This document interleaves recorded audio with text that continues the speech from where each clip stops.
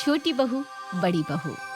ये कहानी है विमला निवास की, जहाँ सब कुछ शांति से चल रहा था। पर कौन जानता था कि विमला के घर बहुत जल्द अशांति आने वाली है। कैसे? चलिए देखते हैं। विमला अपने घर में बैठी टीवी देख रही थी।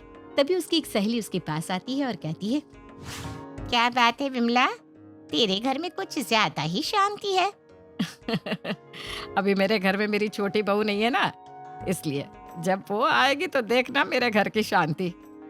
ऐसा क्यों बोल रही हो विमला? तुम्हारी बड़ी बहू तो अपनी देवरानी की बहुत तारीफ करती है। वो इसलिए क्योंकि मेरी छोटी बहू अभी इस घर में नहीं रहती ना, इसलिए। वैसे वो आ रही है अगले हफ्ते, तब देखना इस घर की शांति। विमला ये बात बोल ही रही थी, तभी वहाँ विमला की बड़ी बहू सोनिया आती है और अपनी सास को जवाब देते हुए कहती है, माँ जी आप ऐसे क्यों कह रही है? रुचि काफी शांत है और आप देखना जब वो आएगी ना तो इस घर में लड़ाई नहीं बल्कि और शांति हो जाएगी, या यूं कहे कि और चहल पहल हो जाएगी, क्योंकि रुचि के साथ सपना भी तो आ रही है। विमला सोनिया की बात का कोई जवाब नहीं देती और उसे चाय लाने को कह देती है, जिसके बाद सोनिया आंटी और सास के लिए चाय लाती है। कुछ देर बाद जब विमला की सहेली वहां से जाती है, तब सोनिया एक बार फिर अपनी सास से सवाल करती है, माँ जी अब दूसरों के सामने अपने घर की बुराई क्यों करती है? अब खुद जानती है, देवर जी भले ही बाहर रहते हैं, भले ही उन्होंने लव मैरिज की है, लेकिन फिर भी वो आपका कितना ख्याल रखते हैं। हाँ बहू तो सही कह रही है, लेकिन वो अभी यहाँ नहीं है ना, बस इसलिए तेरे मुंह से उनके लिए इतनी तारीफें निकल रही है। जब तेरे देवर और देवरानी इस घर में आ जाएंगे ना, तब मैं तो उससे पूछूंगी कि तुझे कैसा लग रहा है। खैर अभी मुझे आराम करने दे, मैं थक गई हूँ बैठे बैठे। इतना बोलकर अब विमला अपने कमरे में चली जाती है और आराम करने लगती है, लेकिन सोनिया को समझ में ही नहीं आता कि उसकी सास ऐसा क्यों कह रही है। समय बीतता है और बीतते समय के साथ कब एक हफ्ता गुजर जाता है पता ही नहीं चलता। एक हफ्ते बाद आज रुचि अपने पति और अपनी बेटी के साथ अपने ससुराल आती है। उसके आते ही घर में चहल पहल हो जाती है। सभी खुश थे, लेकिन कौन जानता था कि उनकी खुशियों को बहुत जल्द नजर लगने वाली है। ऐसे ही एक दिन रुचि किचन में सपना के लिए चॉकलेट शेक बना रही थी। तभी वहाँ सोनिया आती है और रुचि से कहती है, रुचि तुम चॉकलेट शेक बना रही हो ना, तो एक काम करो, लगे हाथ बनाना शेक भी बना लो। सॉरी दीदी, मैं बनाना शेक नहीं बना सकती क्योंकि सपना को स्कूल के लिए लेट हो रहा है ना। अरे अभी तो टाइम है, और वैसे भी जब सपना का टाइम होता है तभी तो राहुल का भी टाइम होता है। मैं उन दोनों को गाड़ी से छोड़ आऊंगी। दीदी आप अपनी गाड़ी की अकड़ किससे दिखा रही हैं? अरे माना कि आपके पास गाड़ी है, लेकिन इसका मतलब ये नहीं कि आप बात बात पर अपनी गाड़ी की अकड़ दिखाती रहेंगी। रुचि ये तुम क्या कह रही हो? भला मैं अपनी गाड़ी की अकड़ क्यों दिखाऊंगी? अरे वो गाड़ी भले ही मेरे पति ने ली है, लेकिन उस पे मैंने कभी अपना हक नहीं जताया। लेकिन अभी तो आप वही कर रही है ना। रुचि की ऐसी कड़वी बातें सुनकर सोनिया को गुस्सा आ जाता है और वो गुस्से में उससे कहती है, बस रुचि बहुत हो गया, तुम तब से मुझे बोले जा रही हो, लेकिन मैं कुछ नहीं बोल रही। अरे मैं कुछ नहीं बोल रही, इसका मतलब ये नहीं कि तुम कुछ भी बोलती रहोगी। और हाँ, अगर तुम्हें नहीं बनाना तो मत बनाओ। इतना बोलकर सोनिया अब खुद ही अपना काम करती है। समय गुजरता है और गुजरते समय के साथ अब आए दिन उन दोनों देवरानी जेठानी की लड़ाइयाँ होने लगती है। ऐसे ही एक दिन रुचि अपनी कुछ सहेलियों को बुलाती है और उनके सामने अपने पति की तारीफ करती है। यार नेहा, तुम्हें पता है मेरे पति ना मेरी सास की बहुत सेवा करते हैं, उन्हें कभी किसी चीज की कमी नहीं रखती। तुम्हें पता है जब भी माँ जी या बाबूजी कुछ मांगते हैं उसी वक्त वो उनके सामने होता है। रुचि ये बात बोल रही थी, तभी वहां पर सोनिया आती है और सोनिया को देखकर वो जानबूझकर और फेंकने लगती है। ये देखकर उस समय तो सोनिया कुछ नहीं बोलती, लेकिन जब रुचि की सहेलियां चली जाती है तो सोनिया रुचि से कहती है, रुचि तुमने खुद को क्या समझ रखा है? अरे तुम किसी के भी सामने कुछ भी बोलती रहोगी। दीदी मैंने ऐसा भी क्या बोल दिया जिससे सुनकर आप भड़क रही हैं? देवर जी सब करते हैं? भूलो मत, इस घर में मेरा पति सब करता है। तुम्हारा पति कमाता है और सिर्फ तुम्हें ही देता है, लेकिन मेरा पति कमाता है तो वो इस घर को चलाता है। बस दीदी, बहुत बोली आपने और बहुत सुन लिया मैंने। बहुत देर से आप अपने पति के गुणगान किए जा रही हैं, लेकिन अब नहीं। आपको बता दूं, भले ही आपका पति इस घर में खर्चा देता होगा, लेकिन मेरा पति इस घर में खर्चे के साथ माँ बाबूजी की दवाइयाँ भी संभालता है। वो दोनों आपस में लड़ रही थी कि तभी वहाँ विमला आती है और उन दोनों को फटकार लगाकर चुप करवाती है। अपनी सास की फटकार सुनने के बाद दोनों अपने अपने कमरे में चली जाती है। समय बीतता है और बीतते समय के साथ रुचि और सोनिया के ससुर की तबीयत खराब हो जाती है। उसकी तबीयत खराब होने के बाद उसकी इतनी बड़ी दुकान अब उसके दोनों बेटे ही संभालते हैं। गुजरते समय के साथ दोनों बहुओं में लड़ाई इस हद तक बढ़ जाती है कि उसका असर अब उनके बच्चों पर भी पड़ने लगता है। ऐसे ही एक दिन राहुल और सपना आपस में खेल रहे थे, तभी सपना के कमरे का एक वाज राहुल से गिर के टूट जाता है। उस वाज को टूटता देख वो गुस्से में राहुल से कहती है, तू गवार है क्या? तुझे पता भी है ये वाज कितना महंगा था?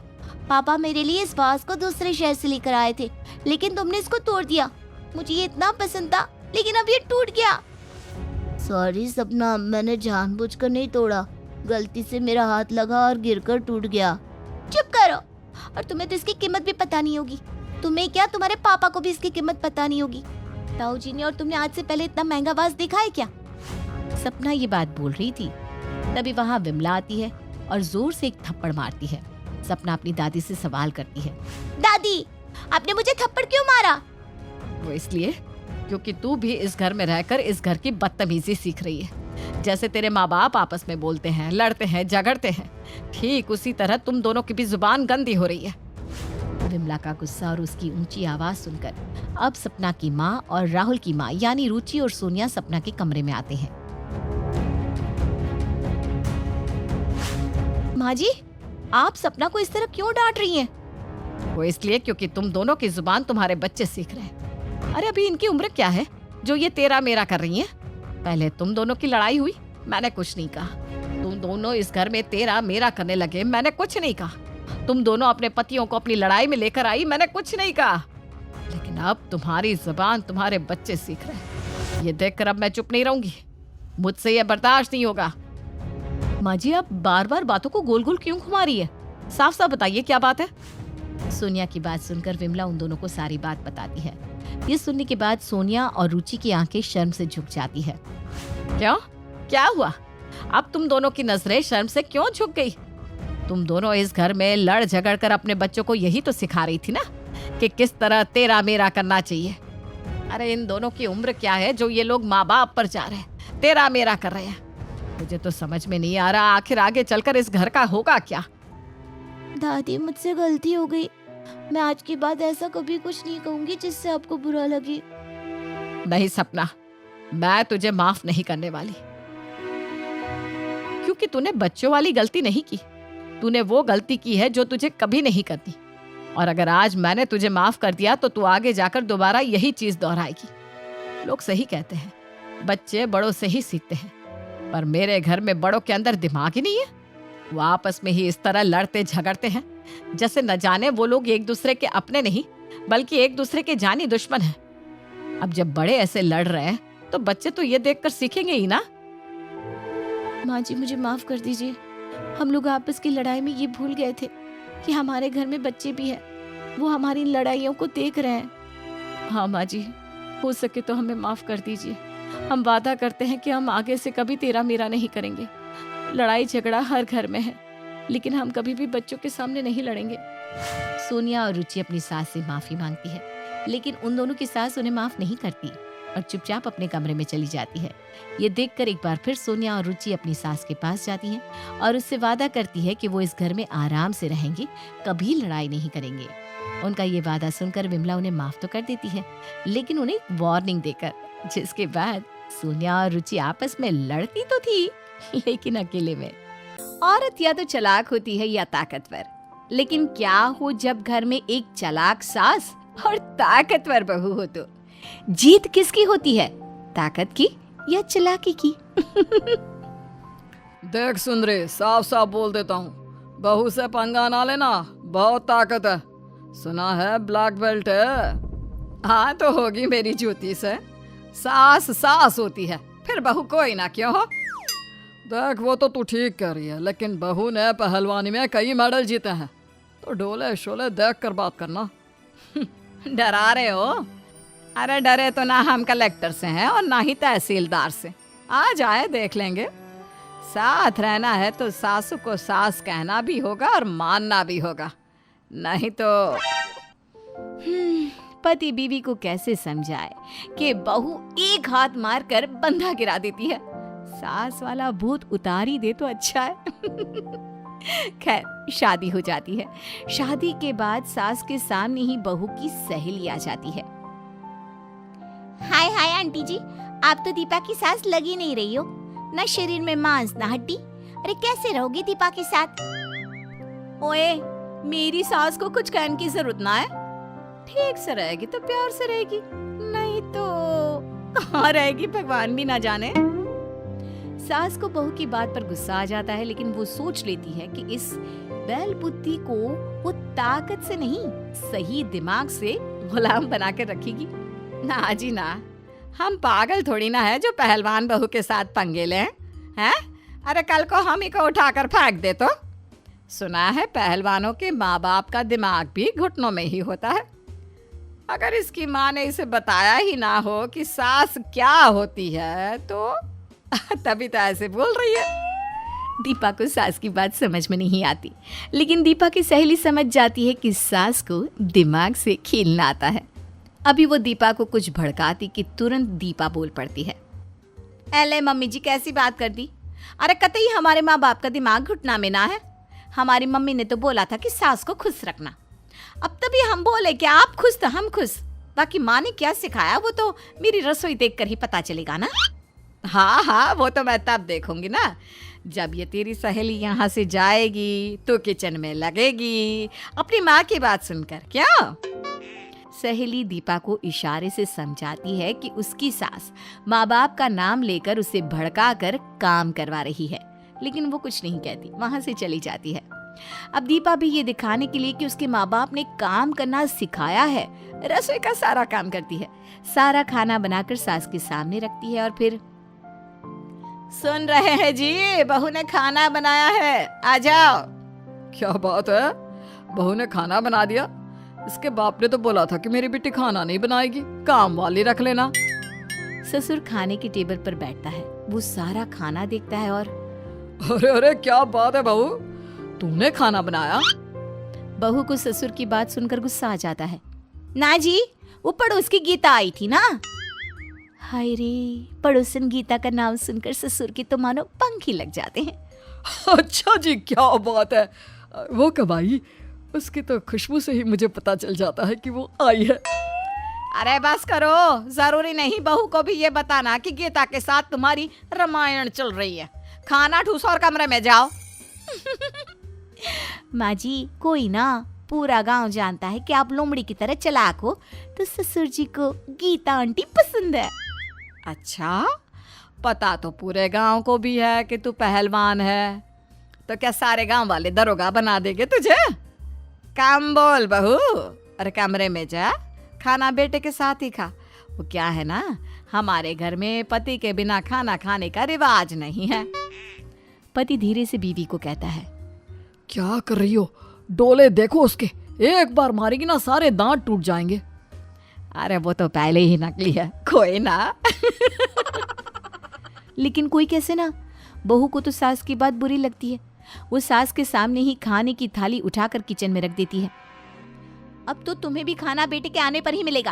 और हाँ ससुर जी, किचन में मैंने ताला लगा दिया है, किसी की हिम्मत हो तो कमरे से आकर ले जाए। हाय रे, मेरा खाना छुपा कर चली गई। अरे रो मत, तू मेरा खा ले। बोला था ना बहू से संभल कर बात किया कर। ये वैसी वाली बहू नहीं कि सर पर पल्ला रखकर मम्मी जी करती रहे। देख लेना हरकत। बड़ा घमंड था तेरी चालाकी पर। अब देख, हिम्मत है तो जाकर बहू के पास से चाबी लेकर खाना खा कर दिखा मुझे। देखो जी, चैलेंज तो करो ही ना। कर तो मैं ऐसा दूंगी कि बहू खाना खुद लाकर मेरे सामने रखेगी, लेकिन रहने दो, फिर किसी दिन इसका बदला। भरपाई तो बहू को करनी ही होगी, वो अभी जल्दी ही। सास बहू के बीच की तानातानी निकल पड़ती है। कभी सास बातों के फेरे में बहू को घुमाकर काम करवाती, तो कभी बहू सास को अपनी ताकत से डराकर शांत कर देती। लड़ाई बहुत अजीब थी, लेकिन थी तो लड़ाई ही। किसी न किसी की हार या जीत का होना तय था।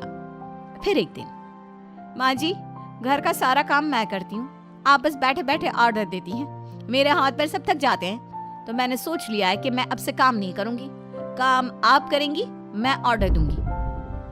वैसे तो बेटा ऐसा होता नहीं कि कोई बहू सास को ऑर्डर दे, लेकिन तू चाहती है तो ऐसा कर लेते हैं कि घर का काम करने के लिए नौकरानी रख लेते हैं। क्या है ना, मैं तेरी तरह ताकतवर तो हूँ नहीं।